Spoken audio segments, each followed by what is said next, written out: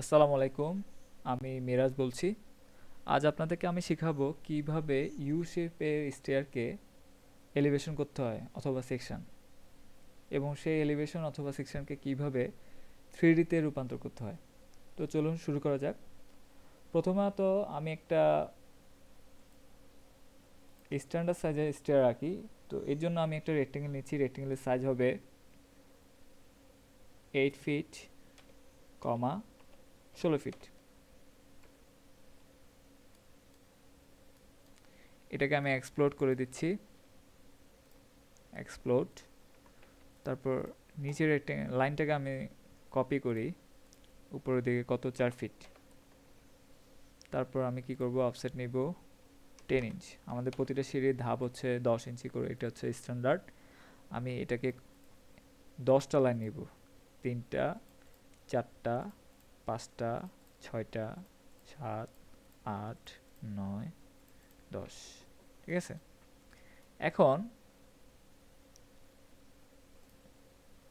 এই রেক্টেঙ্গেলটাকে আমি কি করব, এলিভেশন অথবা সেকশন। এলিভেশন এবং সেকশন প্রায় কাছাকাছি একই রকমই। এটাকে এখন আমি কি করব, এলিভেশন অথবা সেকশন করব। এলিভেশন করার জন্য আমার কি করতে হবে, আমার স্টেয়ারটাকে রোটেট করে নিতে হবে নিচের দিকে। ঠিক আছে, এইভাবে। তারপর এটাকে আমি মুভ করে একটু সরিয়ে নিচ্ছি। আচ্ছা, এখন এই রেক্টেঙ্গেলটার মানে এই আমার স্টেয়ারটার নিচে আনুমানিক 10-15 ফিট নিচে কি করব, আমাকে একটা লাইন আঁকতে হবে। তারপর কি করব, আমি নিচের লাইনটাকে সিলেক্ট করব। সিলেক্ট করার পরে এখান থেকে আমি কি করব, এক্সটেন্ড নিব। এক্সটেন্ড করব কি, গ্রিন সিলেকশন দিয়ে এইভাবে সবগুলাকে একসাথে সিলেক্ট করলে দেখবেন নিচে এক্সটেন্ড হয়ে যাবে। তারপর কি করবেন, নিচের লাইনটাকে সিলেক্ট করে কপি করব উপরের দিকে, কতটুকু, 10 ফিট। আমার একটা সিঁড়ি কিংবা একটা বিল্ডিংয়ের স্ট্যান্ডার্ড হাইট যতটুকু, সিঁড়ির হাইটও ঠিক ততটুকুই হয়। আমি এটাকে 10 ফিট নিয়ে কপি করলাম। তারপর কি করব, এখান থেকে ট্রিম নিব।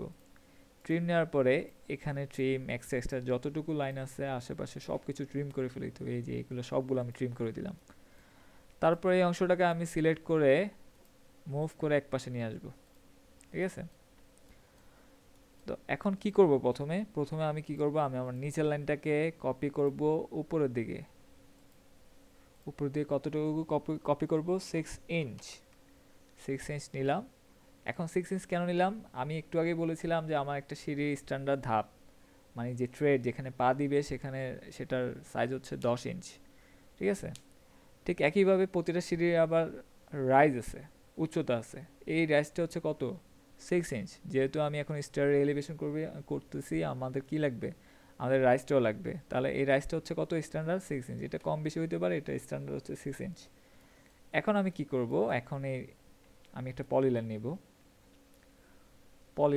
পলিলাইনটা কিভাবে আঁকবো, এই যে যেখানে প্রথম লাইনটা আছে সেখানে এই প্রথম পয়েন্টটাই নিব। এখানে ক্লিক, তারপরে এখানে ক্লিক, তারপরে এখানে একটা ক্লিক, তারপর স্কেপ। তাহলে দেখবেন এখানে একটা সিঁড়ির যতটুকু দেখা যায় ঠিক ততটুকু একটা কি আঁকলাম, পলিলাইন দিয়ে আমি একটা শেপ তৈরি করলাম। এখন এই শেপটাকে আমি কপি করব। এটা কিভাবে কপি করব, এটা এখান থেকে আমি কপি নিব। তারপরে এই যে যেখান থেকে শুরু করেছিলাম ঠিক সেখান থেকে আমি কপির পয়েন্টটা নিব। তারপর কি করব, প্রতিটা শেষ পয়েন্টে, ঠিক আছে, প্রতিটা শেষ পয়েন্টে আমি এইভাবে কপি করে বসাই দিব। ঠিক আছে, এই যে বসাই দিলাম। তারপর কি করব, তারপরে এই প্রতিটা লাইনকে আমি এভাবে সিলেক্ট করে ডিলিট করে দিব। নিচের যে এক্সট্রা লাইন আঁকলাম সেটাও ডিলিট করে দিব, আমার দরকার নাই। এরপর আমি একটা লাইন নিব। লাইনটা কি করব, এই পয়েন্ট থেকে এই পয়েন্ট পর্যন্ত টেনে দিব। ঠিক আছে। তারপরে আমি আরও একটা লাইন নিব। লাইনটা কোথায়, এখানে যে পয়েন্টটা আছে এখান থেকে, অর্থ অফ করে দিচ্ছি, এখান থেকে এই পয়েন্ট পর্যন্ত আমি একটা লাইন নিব। তারপরে আমি অফসেট নিব। অফসেট করব কতটুকু, 6 ইঞ্চ। ঠিক আছে, 6 ইঞ্চ করবো। এখানে এটাকে নিচের দিকে 6 ইঞ্চ, এটাকে নিচের দিকে 6 ইঞ্চ। ঠিক আছে। তারপরে এই যে রেফারেন্স লাইনটা ইউজ করছিলাম এটা করার জন্য, সেটাকে আমি ডিলিট করে দিব, এটার দরকার নাই আমার। আচ্ছা, এখন দেখেন এখানে ফাঁকা আছে, এখানেও ফাঁকা আছে। তো ফাঁকা অংশটাকে আমি যদি বাড়াতে চাই, এটা আসলে টেনে বাড়ানোটা ঠিক না, বা সেটা ঝামেলা আছে, সমস্যা হয় অনেক রকমের।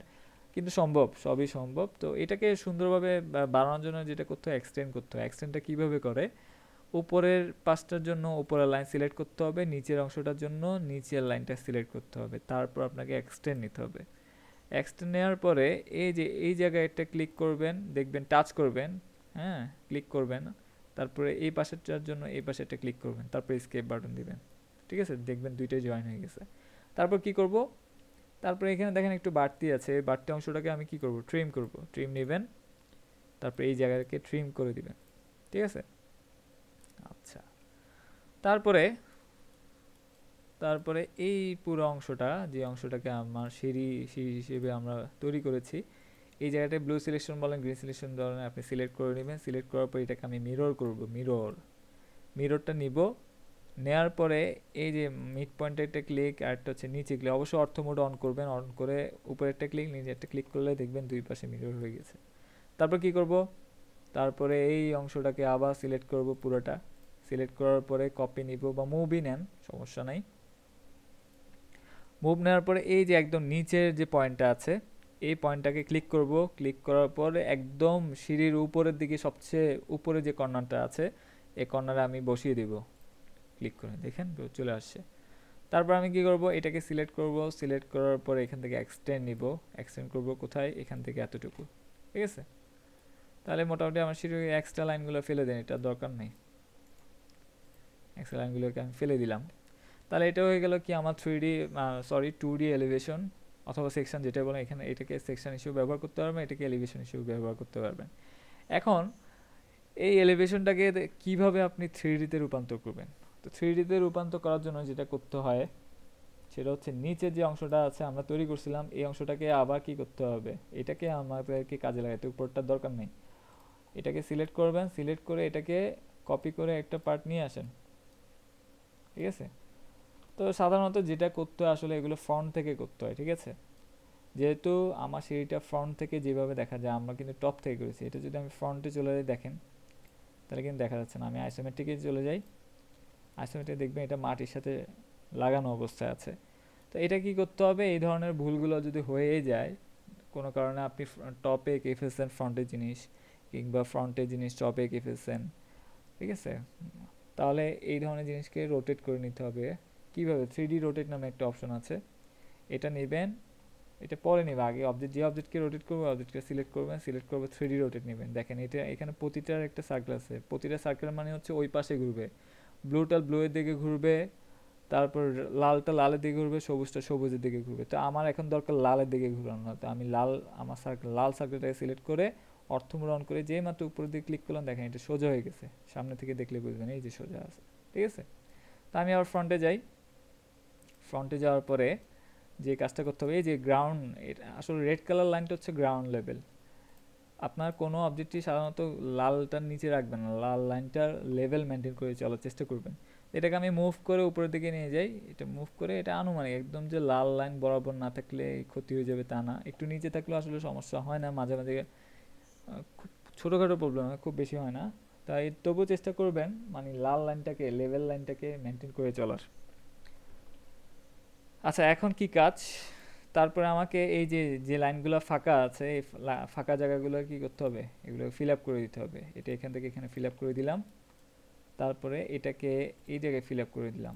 ঠিক আছে, তারপর পুরোটাকে সিলেক্ট করে জয়েন করে দিতে হবে। সিলেক্ট করে মডিফাই থেকে জয়েন, এই যে জয়েন, তাহলে কি হয়ে গেল, একটা হয়ে গেল। এখন এই অংশটাকে কি করবেন, সিলেক্ট করে, আমি এইটার জন্য আমি শেডে দিয়ে যাই, তাহলে দেখে মজা পাবেন। এটাকে আমি সিলেক্ট করলাম, সিলেক্ট করার পরে আমি এটাকে এক্সট্রুড করতেছি কতটুকু, 4 ফিট। দেখেন আমার কিন্তু অলরেডি একটা সিঁড়ি দেখা যাচ্ছে। ঠিক আছে, এখন এটাকে কি করবেন, সেটাকে আবার ফ্রন্টে গিয়ে, ফ্রন্টে যাবেন। ফ্রন্টে গিয়ে এই সিঁড়িটাকে সিলেক্ট করে এটাকে মিরর করবেন, মিরর করবেন, ক্লিক করে নিচের দিকে ক্লিক, এন্টার, তাহলে কি হয়ে গেল, মিরর হয়ে গেল। আচ্ছা, এখন আমি গ্রিডটাকে অফ করে দিচ্ছি আপনাদের দেখা সুবিধার্থে। আচ্ছা, মিরর করলাম। এখন এটা কিন্তু এইভাবে পাশাপাশি বসে না, সাধারণত দুইটা সিঁড়ির মাঝখানে 4 ইঞ্চি পরিমাণ ফাঁকা থাকে। আমাকে এই ফাঁকা জায়গাটা এখন কি করতে হবে, তৈরি করতে হবে। তো এটা কিভাবে করবেন, আচ্ছা, এটা করার জন্য এই যে এখানেও কিন্তু স্ল্যাবটা বাড়াতে হবে। তো 4 ইঞ্চি ফাঁকা থাকে, একটা স্ল্যাবও থাকে। ঠিক আছে, ওইটা সহ আমরা একসাথে বাড়িয়ে দিব। তো এটার জন্য আমি আবার বক্স নিচ্ছি। বক্সটা কোত্থেকে, এই যে সিঁড়ি যেখানে শেষ হয়ে গেছে ওইখান থেকে ক্লিক করব। আচ্ছা, এটাকে বক্স নেবেন। আমি আমার একটা ভিডিওতে বলেছিলাম যে আপনি যে লেভেলে, আপনি যদি কোঅর্ডিনেট চেঞ্জ না করে কোনো একটা লেভেল অনুযায়ী কি করতে যাচ্ছেন, মানে কোনো বক্স বা রেক্টেঙ্গেল কিছু আঁকতে যাচ্ছেন, ধরুন আমি এই লেভেলে এখন কিছু একটা আঁকবো, তাহলে কি করবেন, যে লেভেলে আঁকবেন ওই লেভেলের কোনো একটা ফেসকে কি করবেন, টাচ করে আঁকা শুরু করবেন, দেখবেন আঁকা শুরু হয়ে গেছে।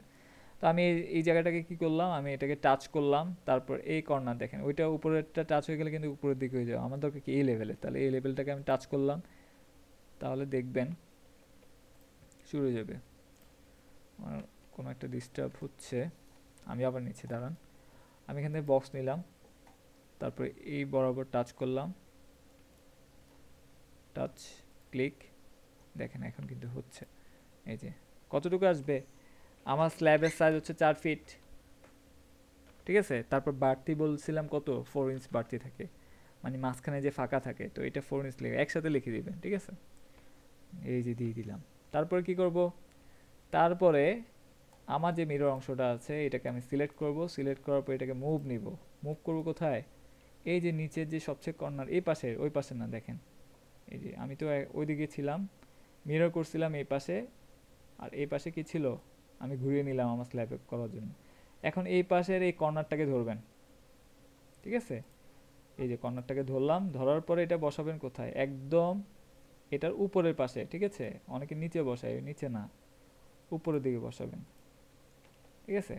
উপরের দিকে বসালে দেখবেন এই যে এই স্ল্যাব থেকে সিঁড়িতে উঠবে, কিন্তু এখানে একটা ব্যাপার আছে, খেয়াল করবেন নিচের এই অংশটা কিন্তু এখানে কিন্তু এখনো ফিল আপ হয় না, এটাকে ফিল আপ করতে হবে। তো এটা ফিল আপ করবো কীভাবে, আমি আমার এই স্ল্যাবটাকে সিলেক্ট করব, সিলেক্ট করার পরে এখানে একটা কর্নার একটা পয়েন্ট পাবেন, এই পয়েন্টটা ধরে এদিকে আসলে দেখবেন একটা বক্স, এটা কিন্তু পারপেন্ডিকুলার অন করতে হবে, এখান থেকে পারপেন্ডিকুলার অন না করলে কিন্তু এখানে স্ট্রেট পয়েন্টটা পাবেন না। এটাকে টেনে আমি যখন এই পাশে আসবো এখানে একটা বক্সের মতো দেখা যাবে, ঠিক আছে, বক্সের মতো দেখা যাবে। আসেন এখানে বসান, ও সরি, ঠিক মতো বসে নাই। হ্যাঁ, এটাকে সিলেক্ট করবেন, সিলেক্ট করার পর এই পয়েন্টটা ধরে,